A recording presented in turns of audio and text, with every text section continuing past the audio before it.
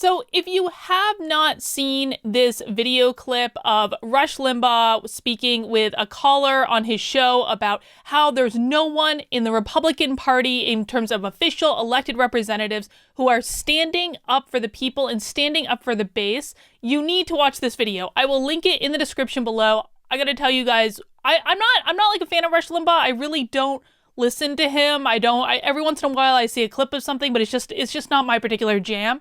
But when I saw this clip, I got tears in my eyes listening to this older gentleman break down crying because the way he sees the world is that there is no one sticking up for people like him except for Rush Limbaugh and Donald Trump, and none of the Republican representatives are doing anything. Now, you all know, if you've seen any of my other recent videos, about my position on the election and the outcome, and I feel like I constantly have to make it clear just so YouTube doesn't, ban my channel or something like that. So let's make it clear.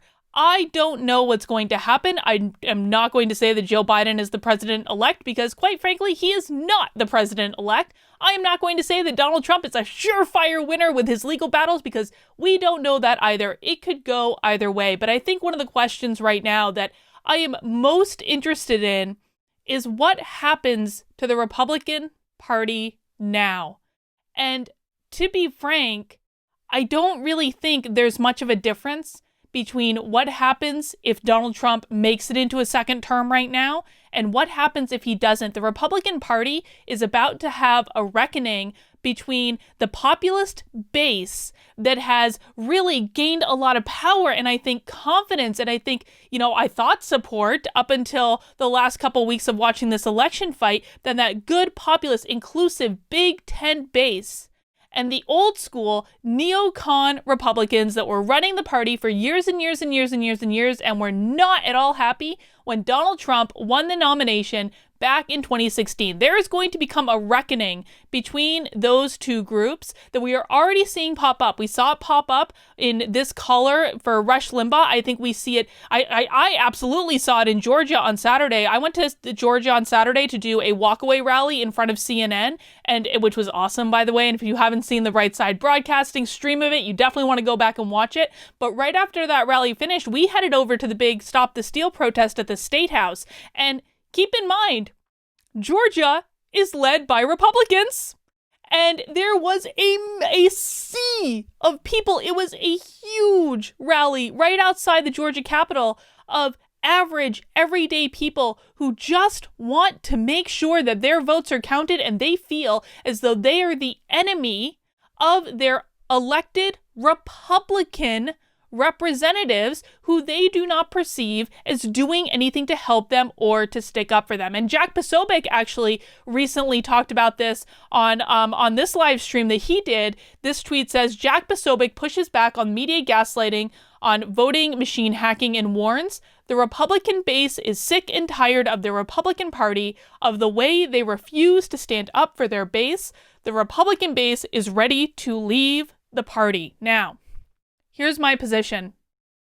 I think that it is one of the worst possible outcomes that could be had if this new populist base leaves the Republican Party. I think exactly the opposite thing needs to happen. Instead of leaving the Republican Party, the populists need to take over the Republican Party. And I don't actually think it would be that much of a stretch in order to do it. I think a lot of them are there. Listen, Donald Trump had like a 97% approval rate among Republicans. Donald Trump is not a hardcore conservative. He's the more liberal person between him and Joe Biden. And so to think that the Republicans had an overwhelmingly high and steady approval for Donald Trump, and now all of a sudden they want to go back to the way things always were before after they finally had a president that kept promises, that actually did the things he said he was going to do.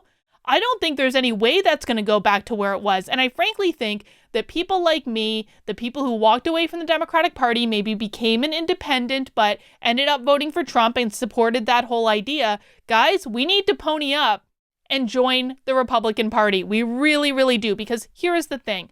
One of two things is going to happen to the GOP in this scenario. And again, I think this is true regardless of if Trump serves a second term right now or maybe in 4 years or not at all. I think this is true regardless.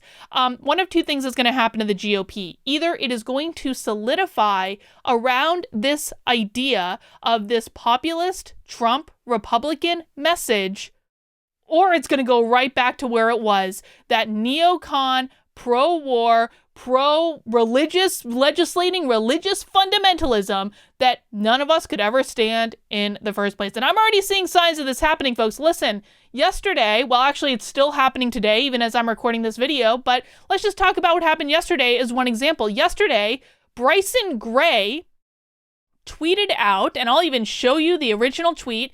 He tweeted out that a lot of these people that walked away from the Democratic Party kept their liberal ideologies. They need to be, they be trying to control what conservatives think. Y'all need to walk back until you realize that. Now, what Bryson is saying here is that he doesn't really like that people who do not share his fundamentalist Christian point of view are coming into the to the movement on the right and saying, maybe we have different ideas about things. Maybe we don't mind the gays, Bryson. Maybe we don't mind that Lady MAGA is a literal drag queen for Trump. Maybe we don't mind those things. Maybe we think those are good things as long as they are willing to stand up and fight for our fundamental freedoms and liberties that we all get to enjoy, which include freedom of religion. I do not particularly care what Bryson's religion is. I think Bryson should be able to practice whatever religion he wants and to think whatever he wants about the gays or any other topic, but I don't have to adhere to that. And that is part of the promise that the founders gave us when they wrote that beautiful First Amendment that says there is not a religious litmus test to be a patriot in this country. But if people like Bryson Gray and, yes, I'm gonna name another one, Nick Fuentes, have their way, that is exactly what is going to happen. Now, in this little Twitter back and forth that I got into with Bryson, I had a lot of people saying, Carlin, these are just loonies, these are just onesies and twosies. Dude, Bryson Gray has 205,000 followers. He has literally made a career selling to MAGA.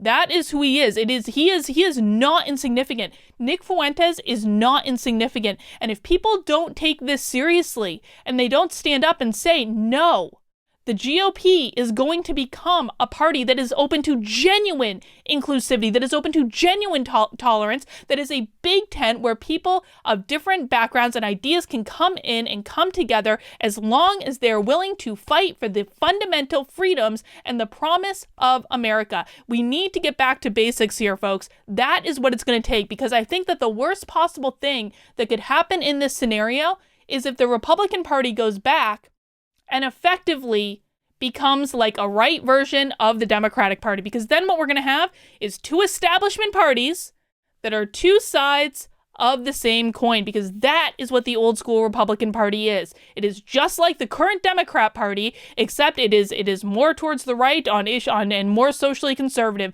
but it is exactly the same functionally, in that in order to be a member of that, you have to adhere to the very specific beliefs that people like Bryson and Nick Fuentes want you to adhere to. Do not think for 1 second that it is not possible to go back to that. And I promise you, if you do that because you sit home and you think, well, no, Carlin, that's not going to happen. Those are just random trolls on the internet. I promise you guys, just in the same way that I said to you that you needed to not have hubris, that we all needed to go out and do everything that we possibly could to get Donald Trump elected, and you said, no, Carlin, we don't do that. We just stay home and we vote on election day, and that's how we get things done. Well, guess what? That didn't work out so well, did it?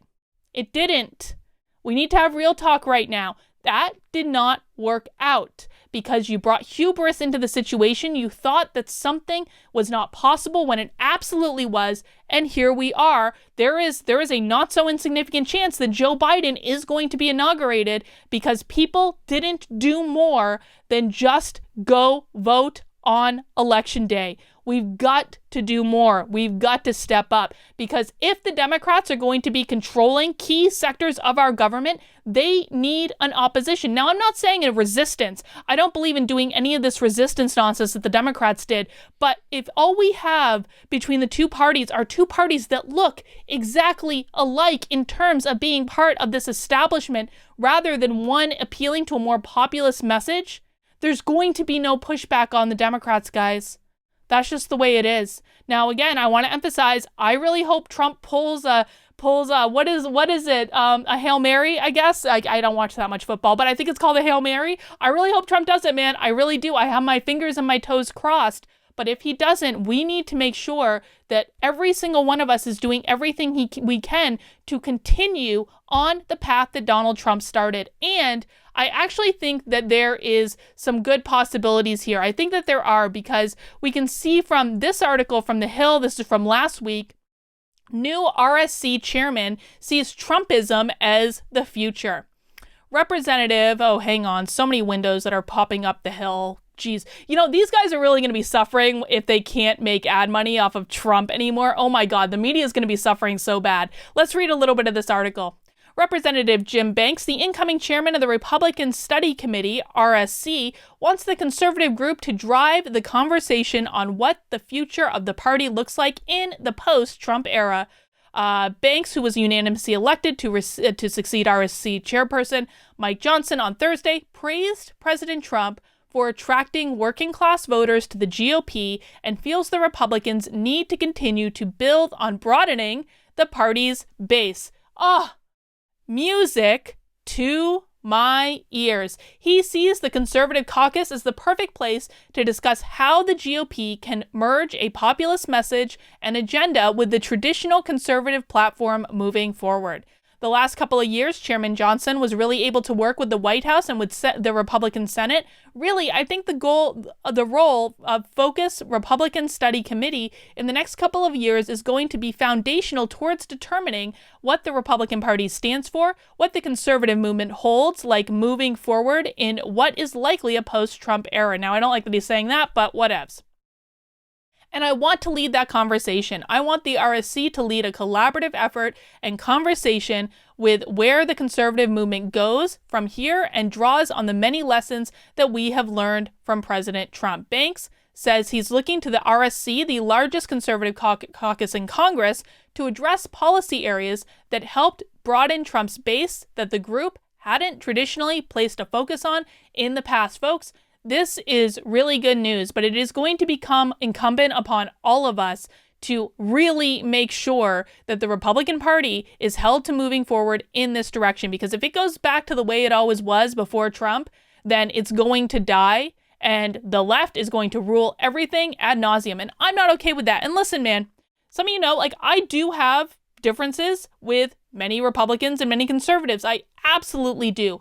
But we need to set some of those differences aside right now, because the bigger question is surrounding our individual liberties, our individual freedoms, those fundamental American values that are under attack. At the end of the day, I want you to be able to live your life however you want to live it. I want you to be able to say what you want to say. I want you to be able to go to church or not if you want to. I want you to be able to go out and protest for what you believe in. I want you to be able to own a gun. I want you to be able to live your life and build a business without the government telling you that you can't. Those are the big things that we need to be fighting for. Once we get past that, once that is solidified, then we can have other conversations. But what I really appreciate about my experience with the Republicans over the last almost year now is that I really do see them as being reasonable people that are open to discussion, that are open to compromise. And at the end of the day, that is the only way that you can ever get things done. I remember